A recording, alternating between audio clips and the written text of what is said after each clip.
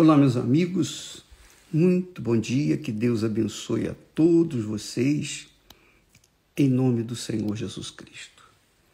Que o Espírito Santo, o Espírito do Altíssimo Deus, o Espírito do Senhor Jesus Cristo, que iluminou os profetas, que iluminou os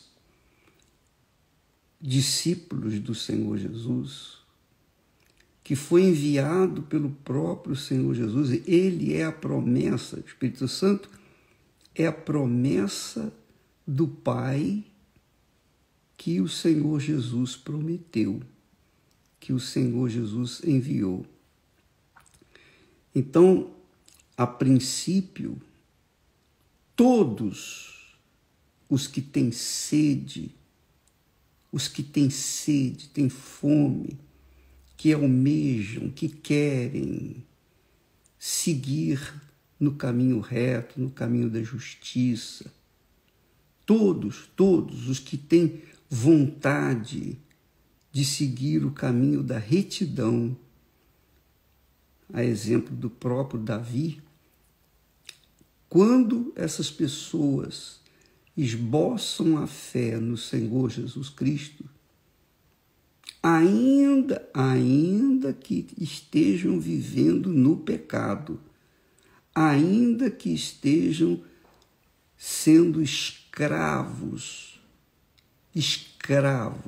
do pecado, mesmo assim, se elas carregam dentro de si um desejo de viver na justiça, na verdade, na integridade, então Deus vem ao encontro delas.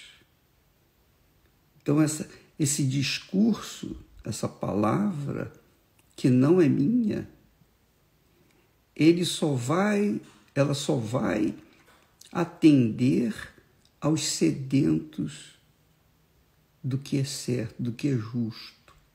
Se por acaso você assiste essa live neste momento, mas o seu coração está inclinado a satisfazer as suas ambições, os seus desejos, as suas concupiscências carnais, se você quer porque quer realizar os seus sonhos, custe o que custar, a qualquer preço, você quer poder, você quer ser empoderado a qualquer preço, você quer ter luxo, você quer ter ostentação, você quer as coisas que o mundo oferece, então, minha amiga, meu amigo, você não vai se encaixar dentro daquilo que nós estamos trabalhando, falando aqui. Não vai. Porque nós, servos de Deus, os servos, verdadeiros servos de Deus, têm a obrigação de semear a palavra da justiça, pregar a palavra da justiça, pregar o reino de Deus. E o reino de Deus é o reino de disciplina. O reino de Deus é o reino de ordem. O reino de Deus é o reino de hierarquia. Ele e somente Ele é Senhor e Rei. E Ele busca, a Bíblia fala que o Altíssimo Deus, procura na terra, Ele está procurando pessoas cujos corações estejam inclinados a fazer a vontade dEle, a obedecer a sua voz, a sua palavra, os seus mandamentos, os seus estatutos. As pessoas que têm desejo de viver na justiça, na retidão, na integridade. Então, quando ele acha pessoas assim, então, que o Senhor, meu Deus, me desculpa, mas eu vou falar uma expressão que todo mundo vai entender. Quando Deus acha pessoas assim que almejam a justiça, então junta a fome com a vontade de comer. A fome das pessoas e a vontade de comer, que é o que Deus quer. Ele quer vir, viver, morar dentro das pessoas e, através destas pessoas, ele vem a ser glorificado, honrado. Exatamente isso. Essa é a vontade de Deus. Então, amiga e amigo, não importa onde quer que você esteja neste exato momento. Por exemplo, você é aquela criatura que levanta de madrugada, essa hora, poxa, são quase 3 horas da madrugada. Você interrompeu o seu sono para buscar a face de Deus, ei-lo aí junto de você. Receba o Espírito Santo aí onde você está. Agora, bispo, mas eu nem comecei a orar, porque Deus já sabe o que você quer. Ele sabe das suas intenções, do seu coração. Um coração contrito, um coração humilde, um coração submisso à vontade dele. Então ele vem ao seu encontro agora. Eu tenho certeza, absoluta certeza, que o meu Senhor, tão certo como ele existe, ele está aí junto de si e quer entrar dentro de você. Se você quiser, agora mesmo, receba-o em o nome do Senhor Jesus Cristo. Amém. E graças a Deus. Amém. Agora, continuando na nossa mensagem. Bispo, mas peraí, nós vamos meditar? Nós vamos meditar. Puxa, eu estou tão alegre, estou tão feliz. Só não tenho ideia do que está acontecendo aqui comigo agora. Eu fui visitado por uma alegria, um gozo. Sabe aquele gozo que nós falamos ontem, que Davi pediu? Júbilo e alegria? Pois bem, você está aí cheio de júbilo e alegria, o gozo da presença de Deus. Que maravilha, não é assim? Simples, não é? Não tem emoções, não tem blá, blá, blá, não tem mimimi. Tem sim certeza, absoluta certeza, convicção que somente os que são visitados pelo próprio Deus sabem o que eu estou falando. Que Deus abençoe você, minha amiga, nessa jornada, para a glória, louvor e honra do nome dele. Voltando, então, a nossa meditação do Salmo 91, depois que Davi pede a Deus, dizendo, faze-me ouvir júbilo e alegria, para que gozem os ossos que tu quebraste. Quer dizer, os ossos que foram refeitos, que juntaram-se carne, nervos e pele, venham receber o Espírito e haja alegria. Que seja com você agora.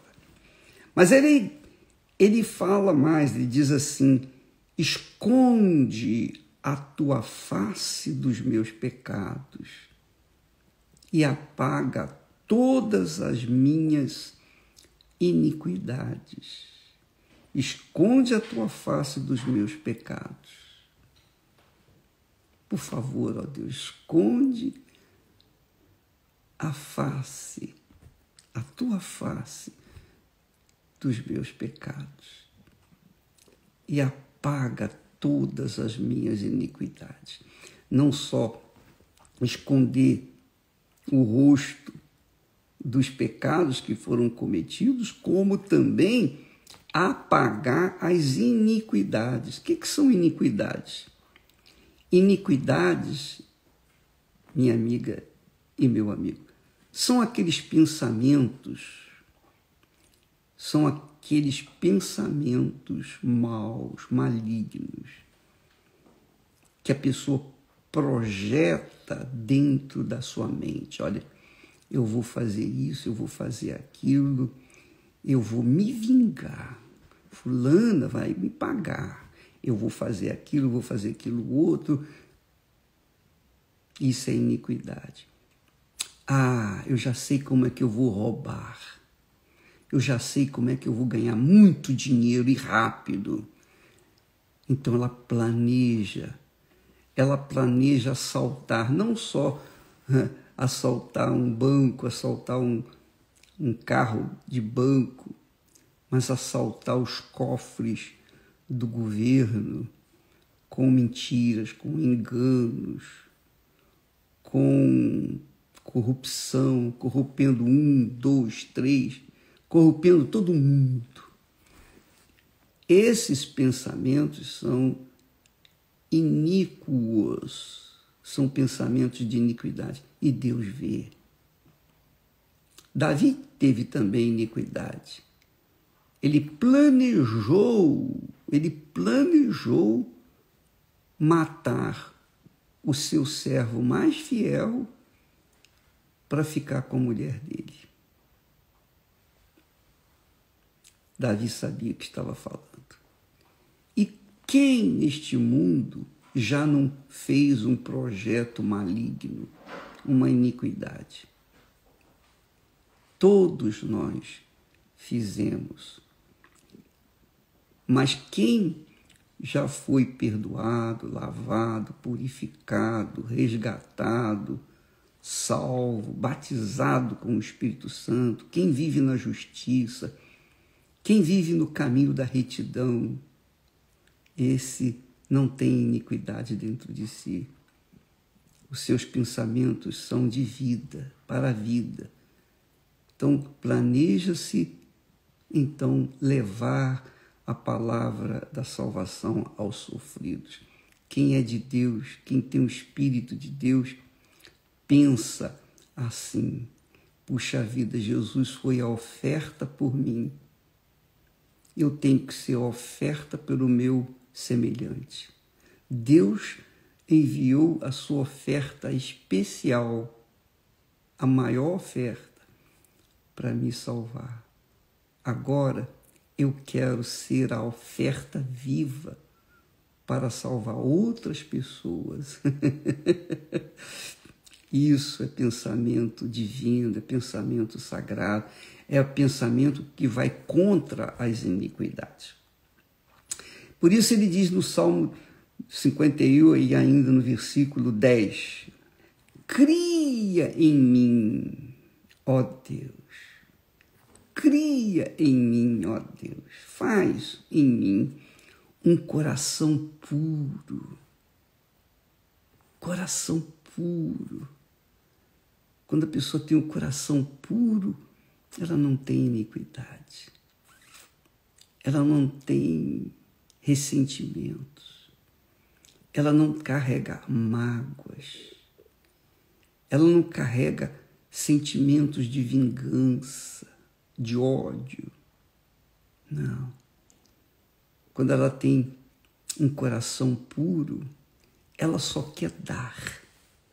Ela quer abençoar. Ela não quer fazer outra coisa senão dar, dar e dar e continuar dando, porque ela se transformou numa fonte de água viva, água da vida. Então, você, minha amiga e meu amigo, quando tiver um coração puro, naturalmente, não é uma coisa forjada, forçada, imposta, obrigatória, não. Você, por conta da sua natureza divina, você quer transbordar, quer ajudar o seu semelhante. Que maravilha!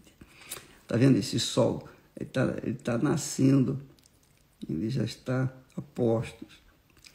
Então, quando ele nasce para abençoar todas as pessoas. Ele nasce, ele brilha para aquecer os que estão com frios, para dar luz aos que estão nas trevas.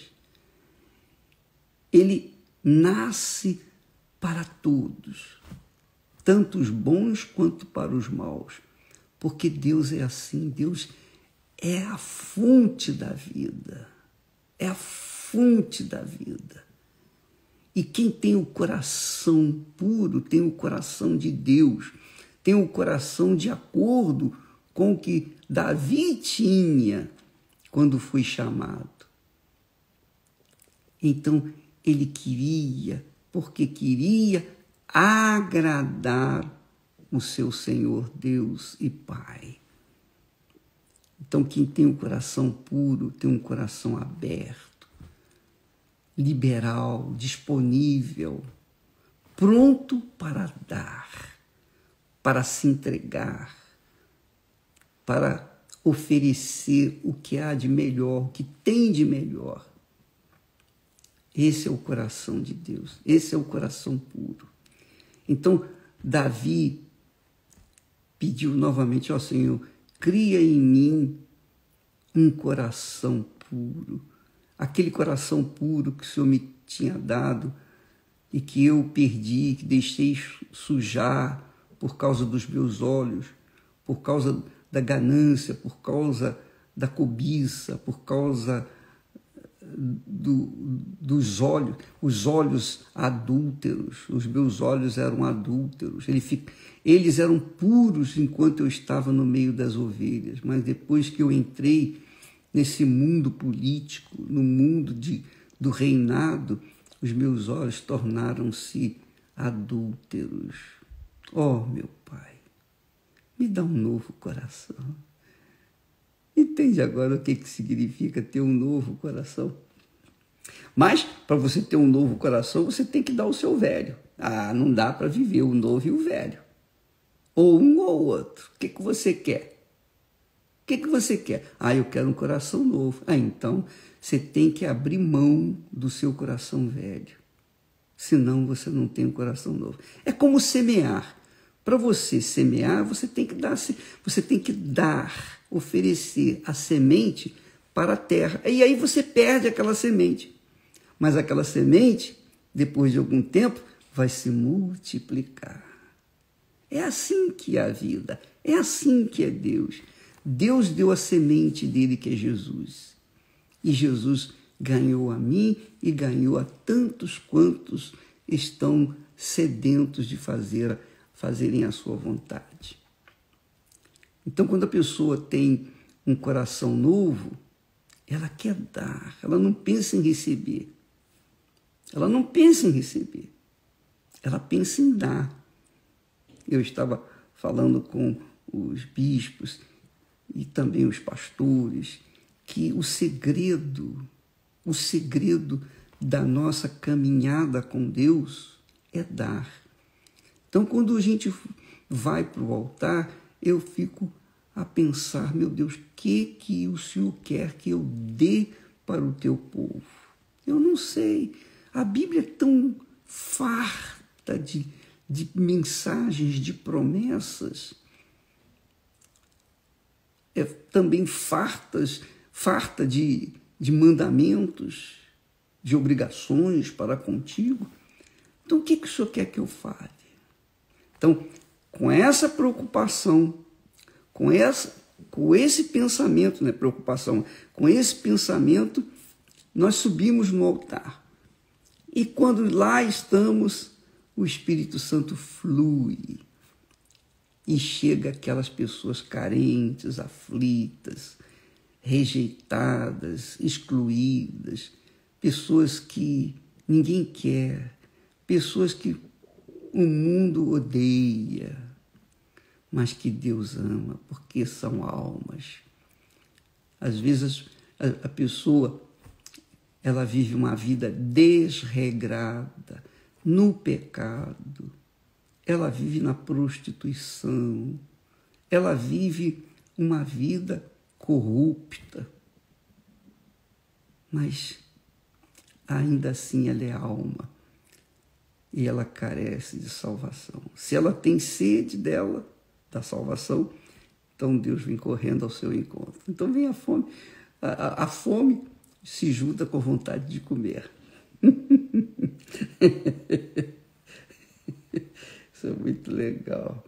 Então Davi diz: cria em mim, ó Deus, um coração puro e renova em mim um espírito reto. O que é espírito reto? Espírito é a mente, é o intelecto, são os pensamentos. Espírito é a mente, o intelecto, a inteligência humana que Deus empresta para o ser humano. E coração é a alma. Então, onde a gente sente as coisas, as emoções, as sensações, é no coração. Mas onde que a gente decide o que deve se fazer e o que não deve se fazer? É na cabeça. Então, quando a pessoa usa a inteligência para escolher o que é certo, o que é correto, e o coração é submisso aos pensamentos, aceita, acata, então aquela pessoa tem uma vida plena, feliz, alegre, porque ela faz exatamente o que Deus faria se estivesse no seu lugar. Então, Davi pediu um espírito reto, quer dizer, um pensamento reto, um pensamento anticorrupção, um pensamento de pureza, um pensamento do bem, um pensamento de querer o bem de todos, do seu semelhante, independentemente se merece, se não merece, não importa. Por exemplo, todas as manhãs nós trabalhamos, nós semeamos a palavra do bem, a palavra de Deus. Não é a minha palavra, não é a minha filosofia, não é uma coisa que é minha, pessoal, não. Eu estou apenas profetizando, pregando, ensinando, levando às pessoas o reino de Deus. E quem quer, vai. Quem não quer, fica. É questão de fé pessoal. Assim é a fé inteligente. Deus não impõe nada a ninguém, nada. Ele sempre vai deixar a decisão final para cada um de nós. Ele vai alertar. Ele alertou Davi do pecado dele. Mas Davi estava tão fissurado em Betsaba que ele acabou atendendo aos caprichos dos seus olhos adúlteros, seu coração iníquo, porque ele se tornou iníquo. Mas agora ele pede, ó Deus, cria em mim um coração puro e renova o espírito reto, o espírito de justiça, do que é certo. Não me lances fora da tua presença.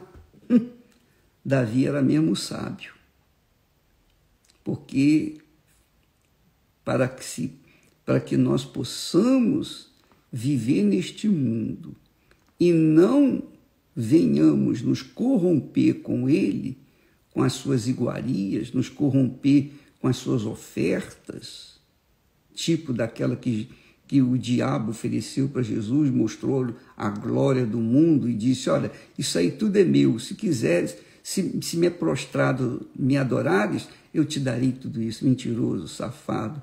Ele sabia que nada era dele, que tudo é de Deus. Mas ele lançou a semente e Jesus disse, ao Senhor teu Deus adorarás e somente a ele. Então, Jesus, com a palavra da sabedoria, com a palavra de Deus, venceu a palavra do mal, a palavra do inferno. Então, mas para que a pessoa possa estar nessa palavra, viver essa palavra, alimentar-se dessa palavra, ela tem que estar com o seu pensamento voltado para a palavra. E essa é a razão do jejum de Daniel, a razão da nossa busca. É a razão do nosso coração novo, porque a gente fica pensando nas coisas lá do alto e não nas daqui da terra, daqui de baixo. Então, para isso, quer dizer, para que Deus se mantenha em nós, para que nós, melhor dizendo, para que nós nos mantenhamos na presença de Deus, nós temos que cultivar, alimentar o nosso ser sempre com a palavra de Deus. E é por isso que existe a igreja, sabia? A igreja do Senhor Jesus não é uma instituição secular. A igreja do Senhor Jesus, ela tem espírito, ela tem alma, ela tem vida, porque a cabeça é o Espírito Santo, é a mente do Senhor Jesus. Então, quando a pessoa vai na igreja, quando ela vai numa igreja, ela vai em busca de Deus. Igreja, Deus, quer buscar Deus. Então, quando ela vai na igreja, ela quer ouvir a palavra, ela quer receber a palavra, ela quer adorar a Deus, ela quer se colocar no altar, ela quer exercitar a sua fé. Então ela está no fundo, buscando a presença de Deus, porque é impossível uma pessoa fazer parte do corpo do Senhor Jesus, que é a igreja. Vou repetir, é impossível uma pessoa fazer parte da igreja do Senhor Jesus, que é o seu corpo, estando fora da igreja. Por exemplo, aquela pessoa diz assim, agora eu sou um desigrejado, eu não quero mais saber de igreja nenhuma, eu já vi com tanta coisa errada, eu vou cultivar a minha fé na minha casa. É aí que está o grande erro das pessoas. Aí está, porque uma vez ela saindo do braseiro, ela, como um carvão que dava força para o braseiro e recebia calor do braseiro, ela acaba, fora do braseiro, ela acaba esfriando e ficando imprestável, como um carvão. Carvão, mais nada. Então ele diz assim, não me lances fora da tua presença, não retires de mim o teu Espírito Santo. Davi, minha amiga, meu amigo, continuou ungido, apesar do seu pecado. Ele estava ungido, ele tinha sido ungido na santidade, mas ele caiu em tentação. Isso não quer dizer que ele tivesse separado de Deus. Ele, mesmo no pecado, mesmo estando lá no pecado, ainda assim ele tinha voz para ser ouvida por Deus. Deus tinha ouvidos para ouvir a sua voz. E ouviu. E ele, Davi, tinha boca para falar. E ele falou. Ele continuava com boca para orar, com pensamento para pensar, com coração para sentir. E ele se voltou para Deus. Ele se voltou para Deus. Porque o Espírito Santo, com certeza, estava lhe empurrando para isso. Porque o Espírito Santo viu que ele era um homem sincero. Viu que ele, apesar da sua fraqueza, ele era um homem sincero. Então ele se voltou para Deus. Mas foi o Espírito Santo quem lhe deu o arrependimento. O arrependimento não vem assim por conta própria. O arrependimento, eu diria, é uma dádiva que Deus nos dá. Por exemplo, Judas Iscariotes foi escolhido, foi eleito para ser apóstolo. Mas ele caiu, ele se corrompeu e não achou mais lugar para arrependimento. Por quê? Porque Deus viu que ele não era digno. Então Judas se perdeu, se enforcou, foi para o inferno. Então, se você é uma pessoa que está me assistindo nesse momento e diz assim, bispo, eu saí da igreja, qualquer que seja a sua igreja, denominação, eu saí, eu deixei a minha igreja, porque eu vi muita coisa errada. Você não tinha que ver as coisas erradas, você tinha que ver as coisas certas. Se você senta na mesa e você vê uma mosca pousando na alface, ou pousando lá no tomate, ou pousando na carne, você não vai jogar o prato fora, não, você vai tirar aquela peça que a mosca pousou, vai jogar fora e vai continuar. Você não vai ficar, não, porque tem a mosca, eu não vou comer mais, vai comer, vai deixar de comer, por que não? Você tira aquilo que pode ser tirado, removido, e você continua. É ou não é? Então, você tem que olhar o que é bom, olhar com os bons olhos. E se fulano caiu, fez besteira, fez aquilo, deixa eles para lá, deixa. É problema deles com Deus. Você tem que cuidar de si mesmo, cuidar de você mesmo. E se o pastor caiu, se o pastor errou, se o pastor fez o que não deveria e você também sai, o que você tem a ver com o pastor? O pastor é um instrumento de Deus para sustentar você, dar a fé, ou passar a fé, orientá-lo, ajudá-lo, etc. Mas se ele perdeu a palavra de Deus, a presença de Deus, então você, obviamente, não vai mais querer aquele pastor. Então você vai buscar um pastor que venha ao encontro da sua necessidade. Mas não é por isso que você vai deixar de ir na igreja, não é? E se você buscar perfeição, em lugar nenhum você vai encontrar. Não tem perfeição. Só Deus é perfeito. Só Deus é perfeito. Então, Davi orou também, não me lances fora da tua presença, nem retires de mim o teu Espírito Santo. Nem retires de mim o teu Espírito Santo. Quer dizer, Davi, embora tivesse caído no pecado, ele continuou rei. Mas o mais bacana é que ele não continuou um rei qualquer, mas ele continuou um rei submisso, humilde. Quando o profeta Natan apontou o pecado dele, na mesma hora, Davi, realmente eu pequei, ele confessou, realmente eu errei, realmente eu falhei, a culpa foi minha, etc, etc. Ele não jogou a culpa no Betsabá, ele não jogou a culpa nos outros, não. Ele assumiu o seu pecado e encontrou coração para se arrepender. Quer dizer, voltar às práticas, ou à prática do que era certo. Então, amiga e amigo, pense na sua vida. Não fique aí a olhar para os outros.